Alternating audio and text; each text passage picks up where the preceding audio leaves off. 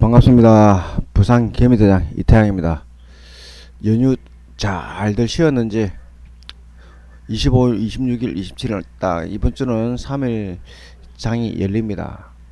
그리고 양력으로 새해인데 음력 세회하고 양력 세회하고 여하튼 출발하는 첫날인데 양력으로 첫날 여러분들 올해에는 주식시장에 기쁨을 가질 수 있도록 조금씩이라도 노력을 좀 해보는 게 여러분들한테 도움이 되지 않겠나 싶습니다. 조금 공부한다고 해서 나쁠 것 전혀 없잖아요, 그죠? 장이 쉬는 동안 다우 유럽 급등을 해버렸어요.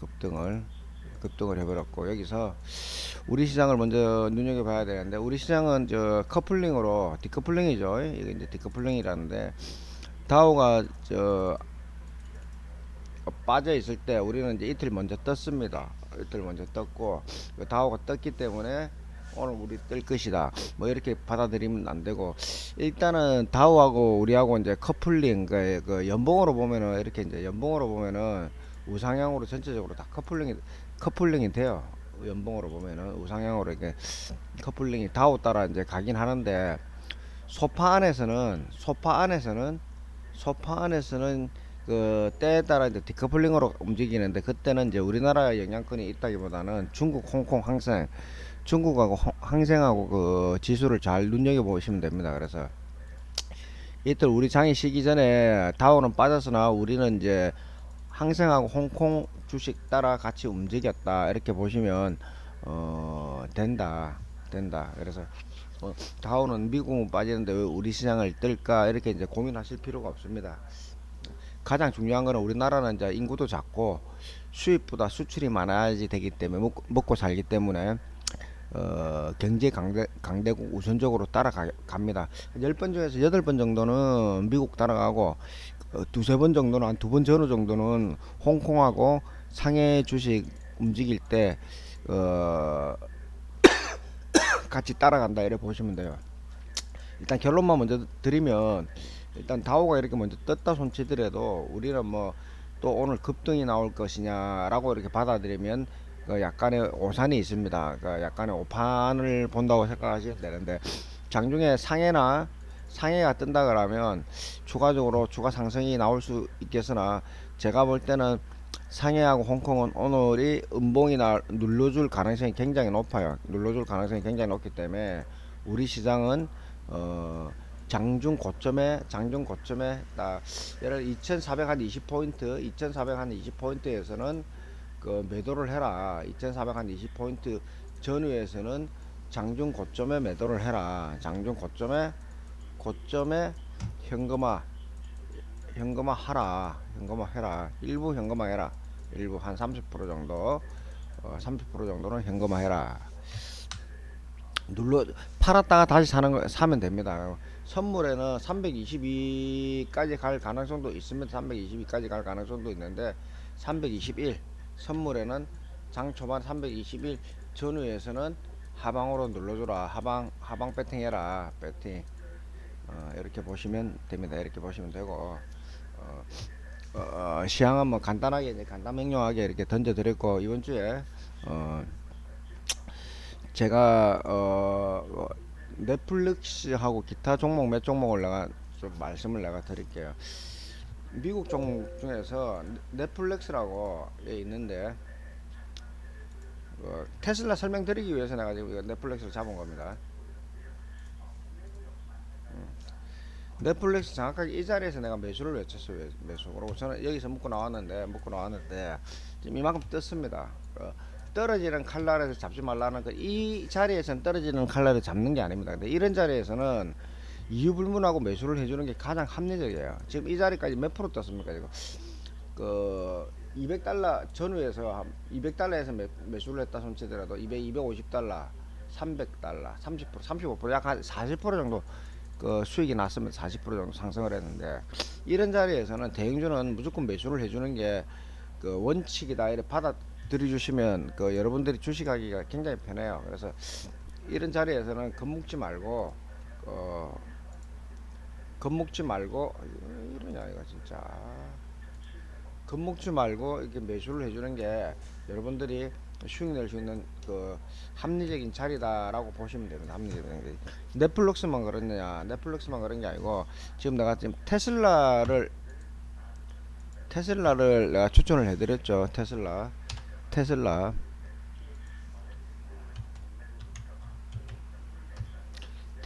얘도 마찬가지예요. 남들이 다 아니라 할 때 저는 테슬라 여기서 매수를 외쳤습니다. 매수를. 테슬라 역시도 200불까지는 기본적으로 간다. 200불에서 250불까지는 기본적으로 간다라고 내가 말씀을 드릴게요. 기본적으로 간다라고 말씀을 드리는데 참 일론 머스크가 정말 멋진 놈이에요. 참 주식을 알아요. 경제를 알고 주식을 알아요. 얘들이 일론 머스크가 참 먹튀를 굉장히 잘하는 놈입니다. 굉장히. 그 테슬라 주식 올렸죠. 그 다음에 저 비트코인 올렸죠. 그 다음에 테슬라에서 여기서부터 악재 주면서 눌렀죠. 그 다음에 저점에서 추가 악재 주면서 개미들 손털게 만들면서 지는 매수를 하죠. 비트도 마찬가지죠. 그 다음에 뭐 다른 거 뭐 하나 더 있는데 그거는 내가 지금 생각이 안 나서 말씀드리긴 좀 그렇고, 여하튼 테슬라 주식은 여러분들이 지금도 늦지 않았다. 테슬라는 매수를 하면 그 250불까지는 그 홀딩을 해도 큰 돈을 본다. 큰 돈을 이럴 때 수익을 낸다라는 거를 또 한번 강조드립니다. 부산 개미대장 이태양이가 여러분들한테 정말로 멋진 종목들은 많이 추천을 해줘요. 근데 여러분들이 잡지를 못합니다. 왜냐하면 어설프게 그 주식 기억은도 알아. 어설프게 떨어지는 칼날에 잡으면 안 된다 이런데요. 떨어지는 칼날은요 이럴 때입니다. 이럴 때 지수입니다. 이럴 때는 떨어지는 칼날을 잡는 게 아니고 기술적 반등 이런 데서는요 다 잡아서 먹튀해야 돼요. 먹고 나와야 돼요. 그래서 떨어진 칼날은 어깨 위가 떨어지는 칼날이고, 허리 자리에서는 떨어지는 칼날이 절대 아니에요. 매수에 그 집중적으로 관심을 가지라는 자리입니다. 허리 라인에서는 매수에 집중적으로 관심을 가져서 333 분할 매수를 하든지 222 분할 매수를 해야 되는데, 이 허리라는 내용에서 주식을 잡을 때 어떤 종목을 잡아야 되나, 잡주들 잡으면 안 되죠. 어떤 잡주? 일단 테마를 한번 먹고 간 것들, 이런 것들 HLB 이런 애들 코로나 때문에 테마를 한번 다 먹고 갔잖아요. 이런 애들은, 그래서 여러분들이 주식을 잘 몰라서 그런가, 딱 허리 라인 딱 이 자리잖아. 이 자리. 이런 자리에서는 이런 종목들을 하면은 굉장히 힘들어요. 테마가 그 시기에 형성이 돼서 고점을 찍고 다시 저점을 내려올 때는 이 자리는 다시 테마가 나온다 그래도 이 고점을 쌍고점을 만들 수가 없습니다. 절대 안 됩니다. 그래서 그 테마가 잡주 테마냐, 대형주 실적 테마냐, 대형주 우상향 실적 테마냐, 이거를 반드시 바람처럼 지나가고 태풍처럼 지나가는 것들은 그런 테마들을 잡으면 안 됩니다. 또다시 오지 않습니다. 실적 테마는 실적 우선적으로 우상향하는 테마들은 잠시 흔들고 시간이 지나면 또다시 정고점을 뚫고 갈 수는 있으나, 제약 기타 뭐 그 바람처럼 태풍처럼 왔다 가는 테마들 있죠. 왔다 가는 대선 테마라든지 뭐야 돼지고기 테마라든지 뭐 이런 거 있잖아요. 이런 것들은 고점 대비 바닥까지 내려오더라도 기술적으로 살짝 반등하지 않는 한 전고점 가지 않는다는 걸 반드시 알고 넘어가십시오. 넷플릭스나 테슬라나 삼성전자나 이런 종목들은 기술적으로 실적 테마이기 때문에, 실적 기준으로 움직이는 거기 때문에, 이런 종목들은 시간이 지나면요, 삼성전자 이런 종목들은 시간이 지나면 또다시 이 고점을 도전할 수 있습니다. 도전할 수 있거든요. 그래서 그런 부분에 대해서 충분히 여러분들이 이해를 해야 돼요. 그래서 포스코 설명을 하기 전에 철강주 한번 내가 말씀을 드릴게요.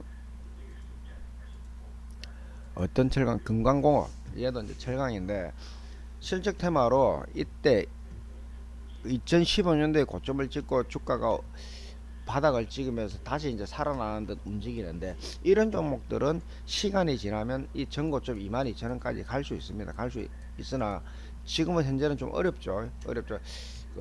파동 속에서 대판에서 파동 속에 엘리베이터 파도 1파, 2파, 3파 고점을 만들고 있는 입장이고, 철강이 금강공업이 철강적으로 철강주로 내가 지금 알고 있는데, 금속 철강인데 얘는 또 한번 실적 기준으로 우상향.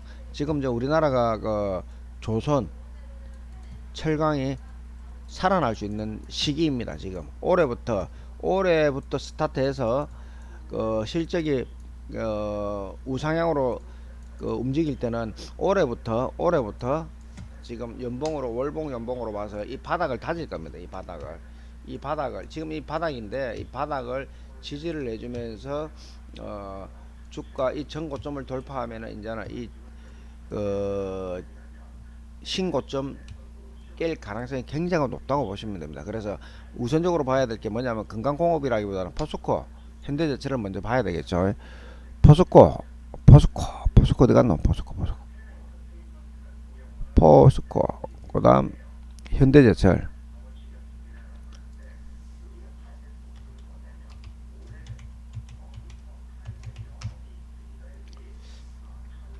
자, 포스코를 먼저 보면, 포스코홀딩스를 먼저 과거에 2008년도 2009년도를 먼저 볼게요.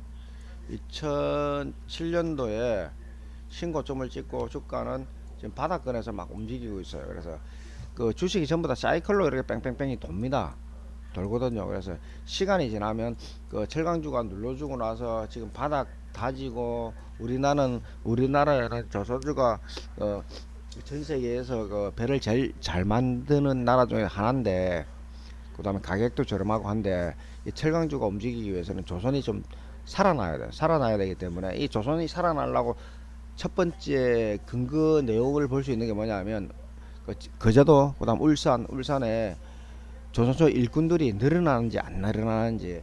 지금 거제도 같은 경우는 4, 5년 전에 사람들이 전부 다 빠져나가 가지고 지금 이제 일꾼들 매집을 하고 있답니다. 그래서 그, 조선 이제 배를 만들기 위해서 수주를 많이 땄는데, 일꾼들이 많이 들어오게 되면 당연히 배가 좋아지면 배를 만들기 위해서는 철을 사겠죠. 그죠? 그래서 이게 이제 삼위일치가 될 거예요. 배를 만들기 위해서 사람이 들어오고, 들어오면은 정리를 해서 다시 말씀을 드릴게요. 이제 배를 만들기 위해서 사람이 있어야 될 거면, 사람이 있기 위해서는 철이 있고 나서 이제 배를 만드는데, 그래서 철과 사람과 만드는 기술이 뭉쳐졌을 때 조선조가 이제 달려가는데, 지금은 이야기를 들어보니까 거제도 인력이 많이 부족하답니다. 거제도 인력들을 많이 모집을 한대요. 그래서 이제 그걸 지켜보면은 이제부터 제대로 된 조선주와 철강주가 꿈틀꿈틀거리기 시작한다고 보시면 돼요. 그래서 일전에 내가 2023년도 상반기부터 2, 3년 들고 가라고 철강주하고 조선주 올려놓은 것들이 있거든요. 그거 잘 보시면 이런 종목들 장기간 들고 가면 좋은 일들이 굉장히 좋아질 겁니다. 이게 이제 신고점 돌파할 가능성이 굉장히 있어요. 얘가 이제 신고점 돌파하려면 시간이 좀 많이 걸리겠죠. 한 3년 전후. 시기가 아무리 안 좋아도, 지금 경기가 아무리 안 좋아도 만들 건 만들고 가거든요. 그래서 지금부터 다지내면서 시장이 도와준다 그러면 신고점은 쉽게 깰 수 있는 가능성이 굉장히 높습니다. 철강주, 조선주 지켜보시기 바라면서 요즘 뭐 1월 31일 이후로 이제 실내 마스크를 푼다 그러는데, 코로나는 뭐 전 세계, 우리나라도 중국도 그렇고 80% 이상 코로나 환자가 발생이 되었다. 이런 내용으로 신풍제약은 꿈틀거리는 모습이 보이지 않고 있다. 그러나 한 번은 움직일 겁니다. 이거 한 번은 움직일 거거든요. 그래서 기대는 안 하고 있으나 한번 테마가 움직일 가능성이 굉장히 있다라고 바라보시는 게 합리적이지 않을까 생각을 합니다. 삼성전자 하이닉스 그 오늘 장중에 삼성전자가 오늘 좀 뜨게 되면은 전일날 눌러주고 올라갔는데 뜨게 되면은 그 헤드앤숄더 단기 헤드앤숄더 이 언저리에서는 다시 또 눌러줄 가능성이 굉장히 높거든요. 다시 눌러줄 가능성이 굉장히 높기 때문에 한 30% 정도는 잘라주라라고 내가 말씀을 드리고 SK 하이닉스는 자산의 50% 지금 매집을 했거든요. 매집을 한 상태에서 지금 수익이 나고 있어요. 그 테슬라도 마찬가지고 넷플릭스도 마찬가지고 하이닉스도 마찬가지고 얘도 하이닉스도 11만원까지는 갈 수 있습니다. 11만원까지는 갈 수는 있으나 오늘은 한번 매도를 해주는 게 장중에 9만원 저는 한 5% 정도 떠준다 그러면 30% 정도는 청산을 하고 기다려라. 주식시장이 업종 주식을 다시 넘어갈게요. 주식시장이 쉬지 않고 이렇게 날아갈 수가 없습니다. 지금 뭐 한번 제가 보는 저는 저 한번 눌러줬다가 지금 가는 쪽이거든요. 눌러줬다가 이제 간다고 보는데 안 눌러줄 수가 없을 겁니다. 안 눌러줄 수가 없을 건데 눌러줬다고 이제 간다고 이렇게 저는 보고 있어요. 눌러줬다가 가는 쪽으로 이렇게 보고 있는데 눌러줬다가 이렇게 가는 쪽으로 보고 있는데 바로 날아가지는 않을 겁니다. 바로 날아가지는 않을 겁니다. 첫 번째 이유가 뭐냐면 기준선이 행보가 될 때는 주가가 쉽게 뜨지 않아요. 쉽게 올라가더라도 눌러줄 겁니다. 올라가더라도 이렇게 눌러줘요. 기준선이 행보가 되면. 그래서 이런 부분 잘 챙겨 놓으시면 적절하지 않겠나 싶습니다. 적절하지 않겠나 싶고 우리가 이제 지켜봐야 될 종목들이 올해부터는 올 봄이잖아요. 오늘 날씨가 추워지고 나면 이제 봄 기온이 이제 살살 돌 건데 여행객 지금 비행기 항로가 전 세계적으로 다 거의 다 오픈이 되었어요. 그래서 이제 호텔 신라 뭐 대한항공 이런 것들은 잘 지켜보는 게 여러분들한테 긍정적인 요소가 될 거라고 말씀을 드릴 수가 있습니다. 대한항공도 제가 이제 대한항공 때문에 용을 좀 얻어먹고는 사실은 있어요. 용을 좀 얻어먹고는 있는데 삐진 사람도 좀 없잖아 있긴 있는데 대한항공은 이 자리가 34,000이 고점이 아니라는 걸 분명하게 내가 말씀을 드릴게요. 분명하게 올 스타트가 2월 1, 2, 3월 중에 이 자리에서 움직이다가 고점을 돌파할 거라고 저는 보고 있습니다. 그래서 3월부터는 본격적인 상승 랠리를 탈 가능성이 굉장히 높습니다. 호텔 신라 대한항공만 그런 게 아니고 호텔 신라 역시도 마찬가지예요. 항공주가 뜨는데 여행주 관련해서 롯데 쇼핑, 호텔 신라 이런 게 안 될 수가 없습니다. 이건 당연한 이치거든요. 당연한 내용이기 때문에 이런 부분 잘 챙겨가지고 보시는 게 가장 합리적입니다. 그래서 결론 금일은 고점 30% 정리. 지수가 2% 이상 상승하면은 30% 정리를 하십시오. 코스닥도 마찬가지. 코스닥도 2% 이상 상승하면 정리를 하십시오. 일단 정리를 하고 나서 일부 30% 정도 정리를 하고 나서 30% 정리를 하고 나서 예를 들어서 자기 종목이 한 5% 정도 떴다. 그러면 정리하고 다시 하면 되잖아요. 5% 정도 예를 들어 떴다. 정리하고 다시 주가가 빠질 거예요. 그러면 이때 다시 매집을 하면 됩니다. 그러면 요만큼은 수익 끌어서 다시 재매집을 할 수 있는 그런 좋은 자리를 찾는 자리일 것이다 라고 강조를 드리겠습니다. 선물 시장 마무리하면서 오늘 시장 마무리하겠습니다. 선물 오늘은 321 이 언저리에서는 눌러줄 것이다. 뜨게 되면 이 언저리에서 눌러줄 것이다 라고 말씀을 드리겠습니다. 그래서 321에서 322에서는 풋입니다. 풋 때리세요. 풋. 예, 감사합니다. 부산 개미대장 이태양이었습니다.